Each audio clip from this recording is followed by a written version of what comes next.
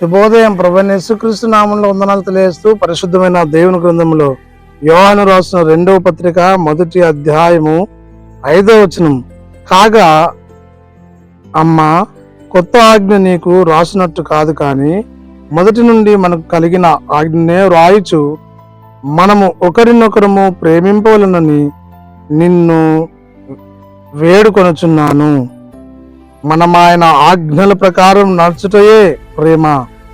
ప్రార్థన చేసుకుందాం. పరిశుద్ధుడా, ప్రేమ కలిగిన తండ్రి, వందనాలు స్తోత్రాలు చెల్లిస్తూ వాక్యం ధ్యానిస్తుండగా మీ సన్నిధి మాతో ఉంచి నడిపించి దీవించి ఆశీర్వదించమని యేసు నామములో ప్రార్థిస్తున్నాం తండ్రి, ఆమేన్.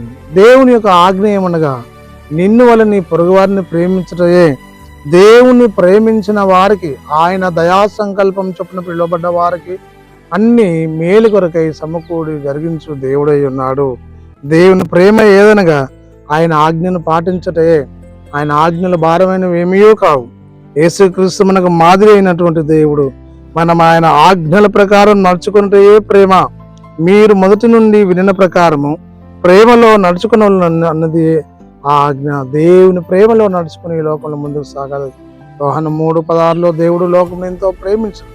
ఆ ప్రేమ కలిగినటువంటి దేవుని కలిగి లోకంలో ముందుకు సాగునట్లు, ఆయన ఆజ్ఞలను పాటిస్తూ ఆయన ప్రేమిస్తూ ముందుకు సాగునట్లు పరిశుద్ధాత్మ త్రియేక దేవుడు మనందరికీ తోడై ఉండి నడిపించి దీవించిన గాక, ఆమేన్. మౌనంతో స్తుతి స్తోత్రం చెల్లించుకుంటూ వాక్యం ధ్యానిస్తున్న మిషన్ మాతో ఉంచినందుకే వందనాలు చెల్లిస్తూ యేసు నామములో ప్రార్థించి అడుగుచున్నాము తండ్రి, ఆమేన్. తండ్రి, కుమార పరిశుద్ధాత్మ త్రియేక దేవుడు సదాకాలం తోడై ఉండి దీవించి ఆశీర్వదించిన గాక, ఆమేన్.